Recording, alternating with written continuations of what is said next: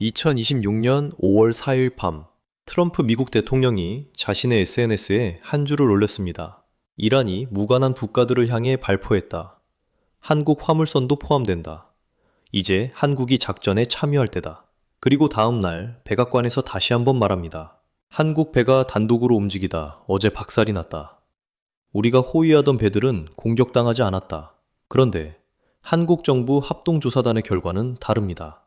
그 시각 HMM 나무호는 단독으로 움직이고 있지 않았습니다.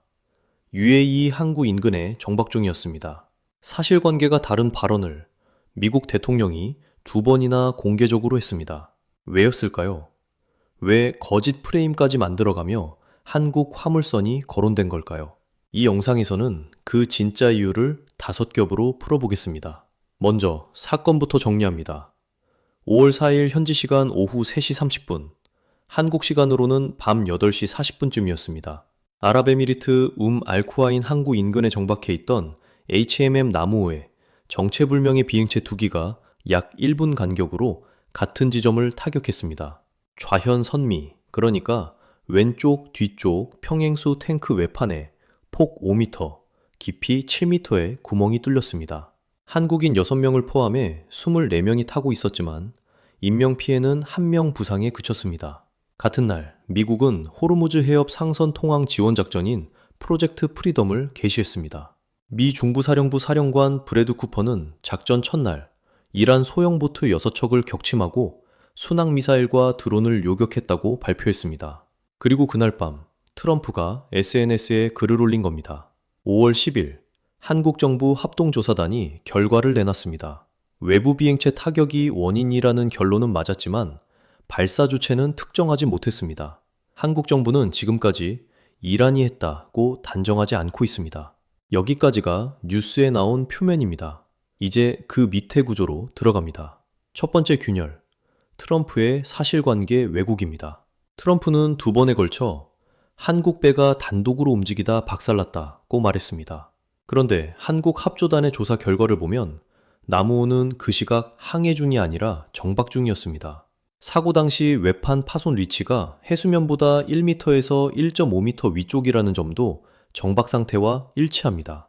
그렇다면 왜 미국 대통령이 사실과 다른 발언을 2번씩이나 했을까요? 대답은 간단합니다. 그래야 프로젝트 프리덤에 명분이 서기 때문입니다.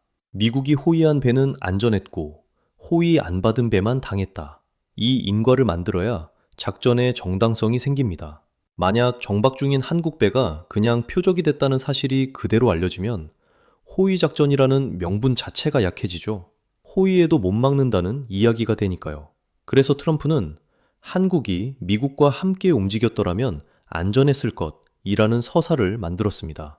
한국 정부가 공격 주체를 특정하지 않겠다고 버티는 진짜 이유도 여기에 있습니다.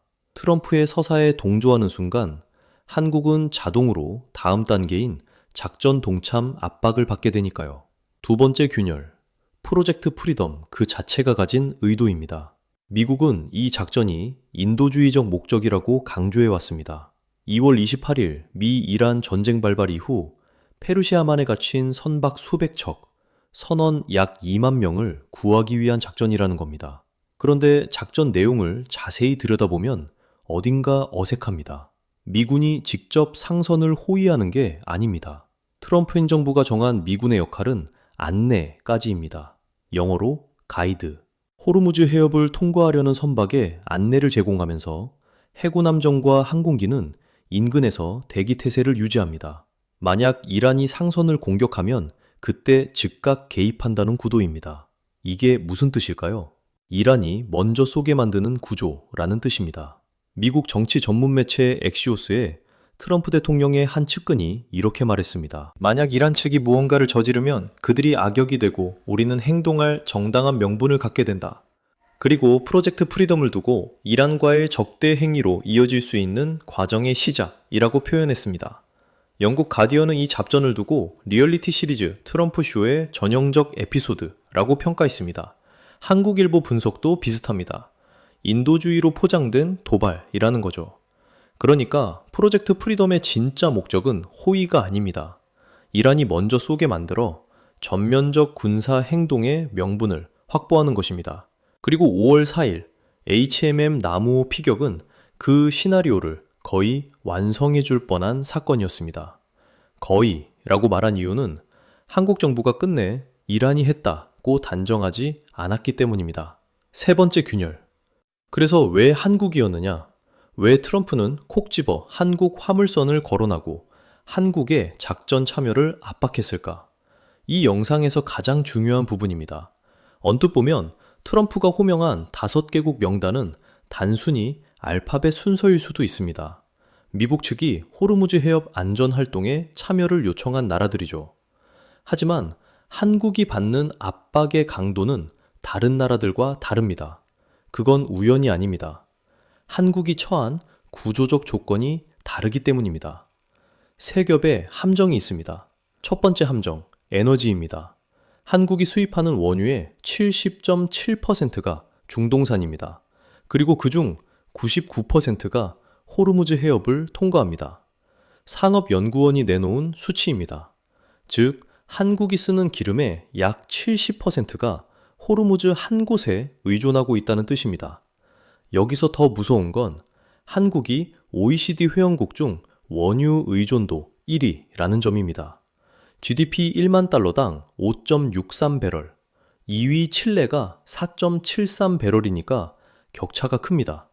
인도, 브라질, 중국보다도 높습니다. 한국 경제는 원유로 돌아갑니다.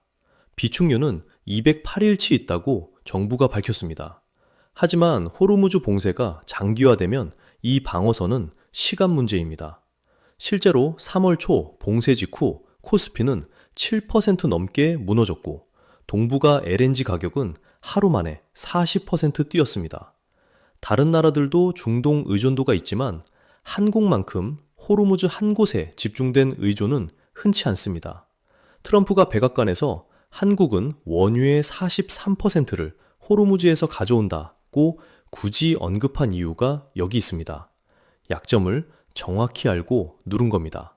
두 번째 함정, 이미 묶여있는 카드입니다. 작년 한미 관세 협상 결과를 떠올려 보세요. 한국은 자동차 관세 15%, 상호 관세 15%를 받아내는 대가로 미국에 3,500억 달러, 우리 돈으로 약 500조 원 규모의 대미 투자를 약속했습니다. 거기에 1,000억 달러 규모의 미국산 LNG와 에너지 구매도 약속했습니다. 여기에 더해서 마스가라는 게 있습니다. Make American Shipbuilding Great Again. 미국 조선업 재건을 위한 1,500억 달러 규모의 협력 프로젝트입니다. 한국 조선업이 미국 조선산업 재건에 들어가는 구조죠. 그러니까 한국은 이미 미국과 거대한 거래 관계의 한복판에 들어가 있는 상태입니다. 트럼프 입장에서는 이렇게 많이 약속해놓고 호르무즈에는 발 안 담그겠다고? 라는 카드를 쥐고 있는 셈입니다. 세 번째 함정, 그리고 가장 무거운 함정. 아직 안 낸 카드가 남아있다는 점입니다. 자동차 관세 15%는 협상 결과로 정해진 거지 영구적인 게 아닙니다. 트럼프는 언제든 재협상할 수 있다는 신호를 보내왔습니다. 여기에 방위비 분담금, 전시작전 통제권 전환, 핵추진 잠수함 협력, 해구산, 이 모든 카드가 아직 한국과의 협상 테이블 위에 남아 있습니다. 다시 말해 한국은 트럼프 입장에서 이미 많이 줬지만 아직도 줄 게 남은 동맹입니다. 다른 나라와는 다른 위치라는 뜻입니다. 일본과 비교해 봅시다. 다카이치 사나에 일본 총리는 백악관에서 트럼프와 정상회담을 통해 친밀한 접촉을 주고받고 공중급유 지원이나 조사 목적 자위대 파견 같은 절충안을 협상 중입니다. 일본은 정상 간 직접 만남으로 절충 단계에 들어가 있습니다. 한국은 아직 그 단계에 못 들어갔습니다. 트럼프의 압박은 SNS로 직접 옵니다. 안규백 국방장관이 워싱턴에 가서야 비로소 단계적 기여 검토라는 답을 내놨고 그게 5월 12일입니다. 핵심은 이겁니다. 트럼프가 한국을 부른 건 한국이 가장 동맹다워서가 아닙니다. 한국이 가장 많이 줄 게 남아있어서입니다. 네 번째 균열. 그런데 이 카드 게임에는 또 다른 선수가 있습니다. 이란입니다. HMM 나무호가 피격된 방식을 좀 더 자세히 봅시다. 비행체 2기가 같은 지점을 1분 간격으로 2번 타격했습니다. 신종우 한국국방안보포럼 사무총장은 동일 지점을 2번 연속 타격했다는 건 표적이 고정되어 있는 상태에서 정밀 타격됐다는 뜻이라고 분석했습니다. 우연한 사고가 아니라는 겁니다. 타격 위치도 의미심장합니다. 기관실, 즉 배의 심장 부위입니다. 권영수 국방대 명예교수의 분석을 보겠습니다. 기관실을 공격했다는 것은 선박을 무력화하려는 의도였지 침몰시키려는 목적은 아닌 것으로 보인다. 그리고 그는 이렇게 덧붙입니다. 미국의 호르무즈 해협 작전에 참여하지 말라는 묵시적 메시지로 해석된다. 이란 국영 프레스TV는 피격 이틀 후 더 직접적으로 말했습니다. 한국 선박 한 척을 겨냥한 건 이란이 물리적 행동으로 주권을 수호하겠다는 명확한 신호다. 주한 이란 대사관은 공식 개입은 부인하면서도 의도치 않은 사고가 발생할 수 있다는 표현으로 여지를 남겼습니다. 성일광 서강대 유로메나 연구소 교수도 비슷한 분석을 내놨습니다. 선박들이 미국 군함과 함께 탈출할 수 있는 상황이었기 때문에 이란 입장에서는 경고 메시지를 줄 필요가 있었을 것이다. 시범 케이스를 만들려고 의도적이든 무작위로든 한국 선박을 공격했을 가능성이 있다.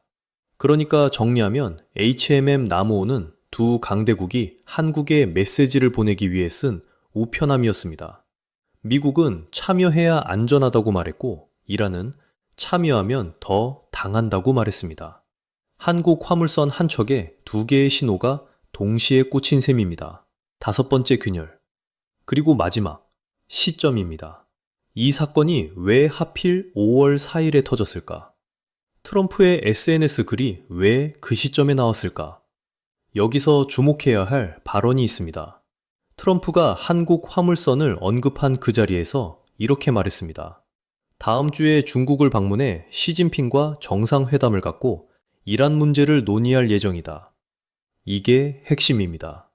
트럼프는 시진핑과 마주 앉기 전에 동맹을 줄 세워둬야 합니다. 미국 측의 한국, 일본, EU가 모두 정렬된 상태로 협상 테이블에 앉아야 중국에 대한 협상력이 커집니다. 그런데 한국이 가장 결정적입니다. 왜냐하면 한국이 호르무즈 작전에 참여하기로 결정하면 일본은 이미 정상회담 트랙을 깔아둔 상태에서 절충안을 빠르게 합의할 가능성이 높고 EU 일부 국가도 따라 움직일 수 있습니다. 도미노가 시작되는 첫 패가 한국인 겁니다. 반대로 한국이 모호한 입장을 유지하면 그 도미노 자체가 시작되지 않습니다. 그래서 트럼프는 SNS로, 백악관 발언으로, 그리고 헤그세스 국방장관의 입을 통해 직접 한국을 압박합니다. 그것도 한국 화물선이 피격된 사건을 명분으로 삼아서요. 다시 말해 한국은 카드게임의 카드가 아닙니다. 카드게임이 시작되기 전에 테이블에 먼저 앉혀지는 의자입니다. 누가 어느 자리에 앉느냐가 게임의 룰을 정하게 되니까요. 자, 그러면 한국은 어떻게 해야 할까요? 정부 앞에 놓인 카드는 크게 3장입니다. 첫 번째 카드, 적극 동참입니다. 청해부대에 더해 이지스함까지 포함된 전단급 파병, 미국이 가장 원하는 그림입니다. 안규백 장관이 워싱턴에서 말한 단계적 기여의 최대치이기도 합니다. 이 카드를 골랐을 때의 비용은 큽니다. 이란과의 외교 채널이 사실상 끊어집니다. 추가 한국 선박 피격 가능성도 올라가고 이란에 묶여있는 동결자금 70억 달러 이슈도 다시 불씨가 됩니다. 국내 여론도 부담입니다. 한국갤럽 3월 조사에서 파병 반대가 55%, 찬성이 30%였습니다. 다만 편익도 분명합니다. 미국과의 협상 테이블에서 관세, 핵잠, 전자권 같은 카드들에 대한 레버리지를 확보할 수 있습니다. 두 번째 카드, 선택적 기여입니다. 정보 공유, 지지 표명, 미국이 제안한 해양자유연합 명목상 참여까지 위성락 안보실장이 현재 검토 중인 라인입니다. 이 카드의 편익은 미국과 이란 양쪽에서 최소한의 균형을 유지할 수 있다는 점입니다. 비용은 트럼프가 이걸론 부족하다며 압박 수위를 올릴 가능성이 항상 열려 있다는 점입니다. 세 번째 카드, 전략적 모호입니다. 원인 규명이 우선이라는 명분으로 결정을 늦추는 방식이죠. 청와대가 NSC도 안 열고 국가안보실 차원에서만 대응하는 지금의 기조입니다. 이 카드의 편익은 시간을 버는 겁니다. 트럼프가 다음 주 시진핑과 만나 어떤 협상 결과를 들고 오느냐를 보고 움직일 수 있습니다. 비용은 트럼프가 SNS로 직접 압박 수위를 올리거나 다른 협상 카드들에 영향을 줄 수 있다는 점입니다. 세 카드 모두 비용이 있고 모두 편익이 있습니다. 그리고 어느 카드도 안 고르는 건 역시 카드 한 장입니다. 시간이 지나면 상황이 한국 대신 카드를 골라줍니다. 호르무즈는 일회성 사건이 아닙니다. 트럼프의 동맹 운영 방식, 한국의 에너지 구조, 이란의 비대칭 카드. 이 세 축이 만나는 지점에 한국이 서 있습니다. 그리고 그 지점은 이번 한 번으로 끝나지 않습니다. 이번에는 화물선이었습니다. 다음에는 무엇이 될지 우리는 아직 모릅니다. 이 영상이 도움이 되셨다면 구독과 알림 설정 부탁드립니다. 다음 영상에서 뵙겠습니다.